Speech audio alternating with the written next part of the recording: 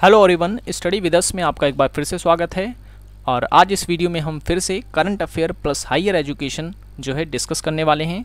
कल की वीडियो में मैंने आपको 25 क्वेश्चन करवाए थे, तो आज हम इस वीडियो में 26 से लेकर के 50 तक जो क्वेश्चन है वो डिस्कस करेंगे। यानी आज भी हम 25 क्वेश्चन इस पर डिस्कस करेंगे। तो वीडियो पसंद आए तो लाइक ज़रूर करें और चैनल को सब्सक्राइब नहीं किया तो ज़रूर कर लें, ताकि ऐसे ही रिवीजन वीडियोज़ आपको डेली मिलते रहें जब तक कि आपका एग्ज़ाम नहीं हो जाता। और अगर आप एक्सप्लेनेशन वीडियो देखना चाहते हैं तो आपको लिंक जो है डिस्क्रिप्शन में दे दी गई है, आप वहाँ पर एक्सप्लेनेशन वीडियोज़ भी देख सकते हैं। तो चलिए, पहला क्वेश्चन ये है आज का कि इंदिरा गांधी राष्ट्रीय मुक्ति विश्वविद्यालय, जिसे हम कहते हैं इग्नू, ठीक है, इग्नू के बारे में निम्नलिखित में से कौन से कथन सही हैं। ठीक है, तो ये 25 क्वेश्चन है। अगर आपके 20 से 22 क्वेश्चन ठीक जा रहे हैं तो उसका मतलब आपकी तैयारी अच्छी है काफ़ी। ठीक है, ओके, तो सही कथन बताना है इग्नू के बारे में, कौन सा इनमें से सही है। तो आई होप आपने इसका आंसर गैस कर लिया होगा। तो देख लेते हैं। पहला जो कथन कहता है कि यह एक स्वैत्तशासी संस्था है या संगठन है, तो ये सही है। दूसरा ऑप्शन भी सही है कि यह मुक्त और दूरस्थ शिक्षा प्रणाली के संवर्धन के लिए समर्पित है, यानी कि दूर दूर के जो छात्र वगैरह होते हैं जो शिक्षा ग्रहण नहीं कर पाते उनके लिए ये सच में बनाई गई है। तीसरा कथन यह है कि यह राज्यों के मुक्त विश्वविद्यालयों का मूल्यांकन और ये गलत है, ठीक है ना। ओके, दो ही बताने हैं, तो पहला और दूसरा हमारा सही आंसर होगा ऑप्शन नंबर ए। ठीक है, ऑप्शन नंबर ए। तो कोशिश करा करें आप इसके जो आंसर हैं वो गैस करें, ताकि आपको पता चले कि आपके कितने सही जाते हैं। नेक्स्ट क्वेश्चन है, भारत में राज्यों के विश्वविद्यालयों की उच्च शिक्षा प्रणाली में नेतृत्वात्मक और कार्यपालक भूमिका किसने दी गई है, या सॉरी किसे दी गई है। कार्यपालक भूमिका किसे दी गई है, तो इसका सही आंसर है ऑप्शन नंबर बी, विश्वविद्यालय के कुलपति को। विश्वविद्यालय के कुलपति को, ठीक है। तो JNU और क्या बता सकते हैं कि JNU और DU के जो कुलपति हैं वर्तमान में कौन है। ठीक है, आपको ये मुझे जो है कमेंट में बताना है। नेक्स्ट क्वेश्चन है, विश्वविद्यालय स्तरीय पाठ्यक्रमों के अनुमोदन के लिए औपचारिक प्राधिकार है, तो ये किसे है। आंसर आपने गेस कर लिया होगा, तो इसका सही आंसर है ऑप्शन नंबर ए, विद्या परिषद को। ठीक है, विद्या परिषद को। नेक्स्ट है, विश्वविद्यालय कार्यक्रमों के माध्यम से मानवीय मूल्यों के संवर्धन के लिए निम्नांकित में से कौन सी नेतृत्व शैली सर्वाधिक उपयुक्त है। मैं क्वेश्चन एक बार फिर से पढ़ देता हूं कि विश्वविद्यालय कार्यक्रमों के माध्यम से मानवीय मूल्यों के संवर्धन के लिए निम्नांकित में से कौन सी नेतृत्व शैली सर्वाधिक उपयुक्त है। तो आंसर आपने गेस कर लिया होगा। करेक्ट आंसर है ऑप्शन नंबर बी। ठीक है, प्रतिभाग आधारित नेतृत्व शैली। नेक्स्ट क्वेश्चन है, अब देखिए ये क्वेश्चन भी जो है पूछा गया है एग्जाम में।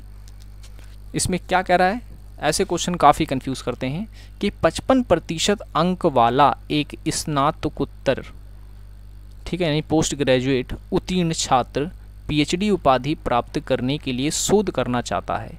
इसके लिए औपचारिक आवश्यकताएं क्या होंगी। नीचे दिए गए कूट में से सही उत्तर चुनें। ठीक है, तो गैस करें इसका आंसर क्या होगा। तो पहला, किसी विश्वविद्यालय की नामांकन परीक्षा में बैठेगा, बिल्कुल सही है। एक कोचिंग संस्थान में जाना, ये नहीं सही है। एक विशेषज्ञ शिक्षक से सलाह लेना, एक विशेषज्ञ शिक्षक से सलाह लेना, ये भी नहीं होगा।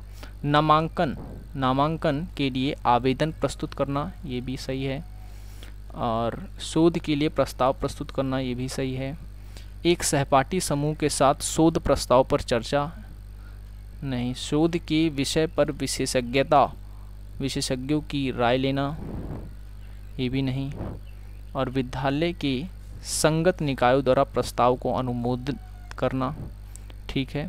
अनिवार्य पाठ्यक्रम कार्य में भाग लेना, तो ऑप्शन नंबर 9 भी ठीक है। तो इसका सही जो आंसर है अकॉर्डिंग टू आंसर की ऑप्शन नंबर ए, ठीक है। पहला, चौथा, पांचवा, आठवां और 9वां, ठीक है।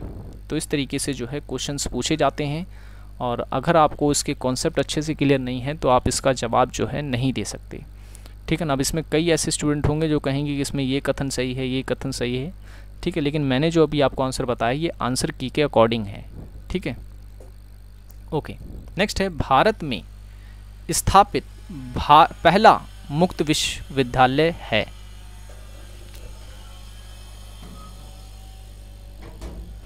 तो आंसर आपने गेस कर लिया होगा, तो कौन सा विश्वविद्यालय है? तो इसका सही आंसर है option number C, Bhimrao Ambedkar मुक्त विश्वविद्यालय, जो कि हैदराबाद में है, ठीक है। नेक्स्ट क्वेश्चन है, वर्ष 1948 में भारत में विश्वविद्यालय शिक्षा की पुनर्संरचना के लिए किसकी अध्यक्षता में एक विश्वविद्यालय शिक्षा आयोग बनाया गया था? तो इसका सही आंसर है option number C, doctor S Radhakrishnan, doctor S Radhakrishnan की अध्यक्षता में। नेक्स्ट क्वेश्चन है, विश्वविद्यालय और विश्वविद्यालय स्तर के संस्थानों को निम्नांकित में से किस श्रेणी में रखा जाता है? तो उसका सही आंसर है ऑप्शन नंबर सी, पहले, दूसरे और तीसरे और चौथे, यानी कि केंद्रीय विश्वविद्यालय, राज्य विश्वविद्यालय, निजी विश्वविद्यालय और मानित विश्वविद्यालय, ठीक है ना। तो ये नहीं होगा इसका। नेक्स्ट क्वेश्चन है, ई पाठशाला किसकी पहल है? ठीक है, अब ये करंट से क्वेश्चन आ गया, तो इसका आपको जवाब देना है। 34वें क्वेश्चन का आंसर जो है मैं आप पे छोड़ता हूँ, आपको इसका आंसर मुझे कमेंट में बताना है। नेक्स्ट है, ग्रामीण संस्था प्राधिकरण परिषद कहाँ स्थित है? तो इसका सही आंसर आपने गेस कर लिया होगा, ऑप्शन नंबर डी, हैदराबाद में।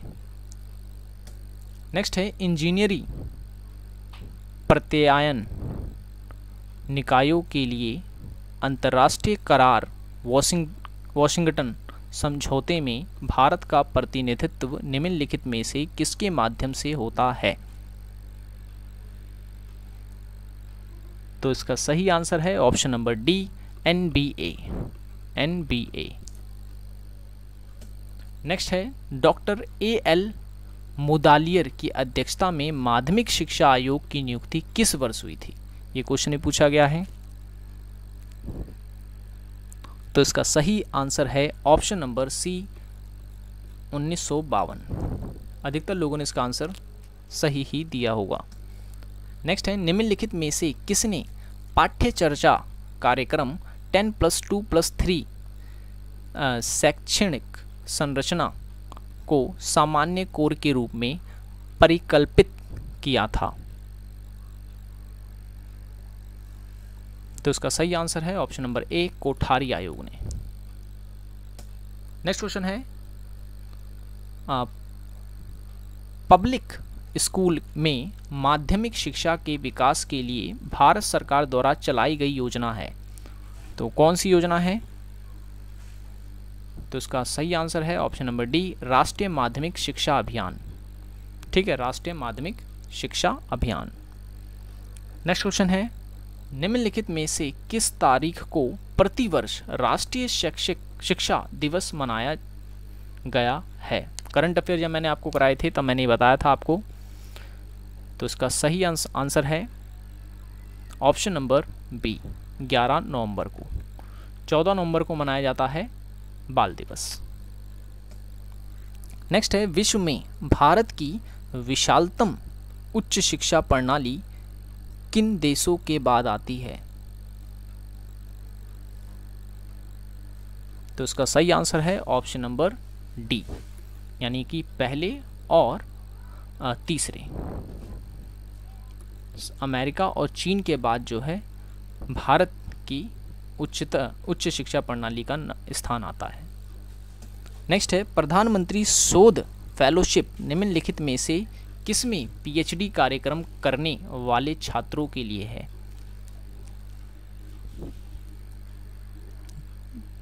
तो आंसर आपने गैस कर लिया हो। देखो वीडियो को पॉज कर लिया करें और फिर उसके बाद आप जो है क्वेश्चन को पढ़ के करा करें, क्योंकि अगर मैं इतने टाइम आपको दूंगा तो इससे वीडियो काफ़ी बड़ी हो जाएगी।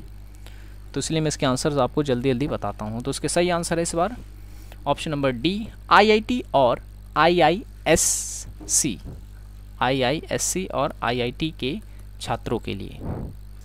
नेक्स्ट है, विपक्ष का नेता उन समितियों का एक सदस्य होता है जो चयन करती है।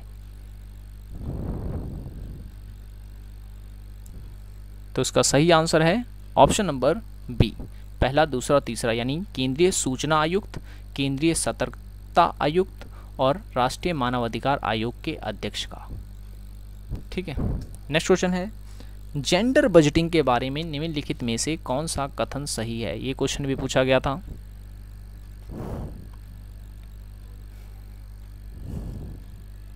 आंसर आपने गैस कर लिया होगा। यह एक अलग बजट है जिसमें महिलाओं की विशिष्ट आवश्यकताओं पर ध्यान दिया गया है। ये गलत है। इसमें महिलाओं को सरकार में बजट के प्रभाव का मूल्यांकन किया है। ये सही है। और यह एक लेखा विधि कार्य है। ठीक है, तो ये भी सही, ये नहीं सही है। ठीक है। और यह एक और बजटिंग नवोन्मेष है।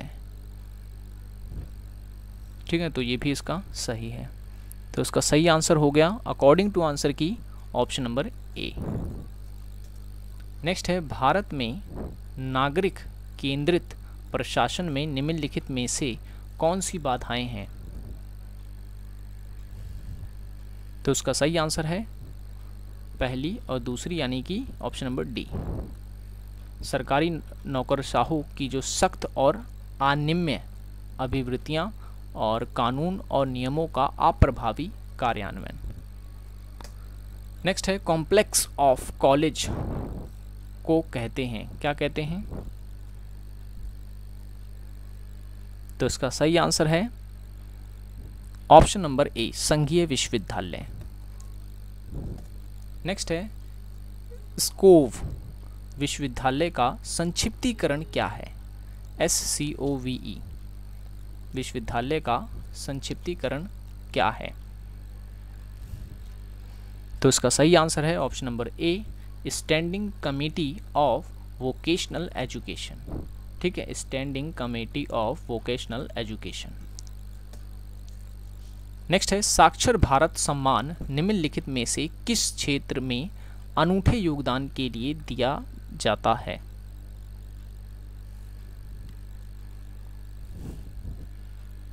तो इसका सही आंसर है ऑप्शन नंबर बी, साक्षरता प्रोग्राम। ठीक है, साक्षरता प्रोग्राम में अनूठे योगदान के लिए दिया जाता है। नेक्स्ट है, मानव अधिकारों की सार्वभौमिक घोषणा अपनाई गई थी। अधिकतर लोगों को इसका आंसर पता होगा। ऑप्शन नंबर बी, 10 दिसंबर 1948 को। नेक्स्ट है, global education monitoring report 2017-18 accountability in education meeting over commitments के प्रकाशक हैं। तो इसका सही आंसर है ऑप्शन नंबर बी, यूनेस्को। ठीक है, तो इस तरीके से ये तो था हमारा वीडियो जिसमें हमने 25 क्वेश्चंस जो हैं डिस्कस किए। कमेंट करके बताइए आपके इसमें कितने क्वेश्चन जो हैं वो सही गए हैं। सो आई होप कि वीडियो आपको पसंद आया होगा। वीडियो पसंद आया हो तो लाइक करें, चैनल को सब्सक्राइब नहीं किया तो ज़रूर कर लें ताकि ऐसे ही वीडियोज़ आपको हमेशा मिलती रहे। सो मिलते हैं अब नेक्स्ट वीडियो में। Thanks for watching this video.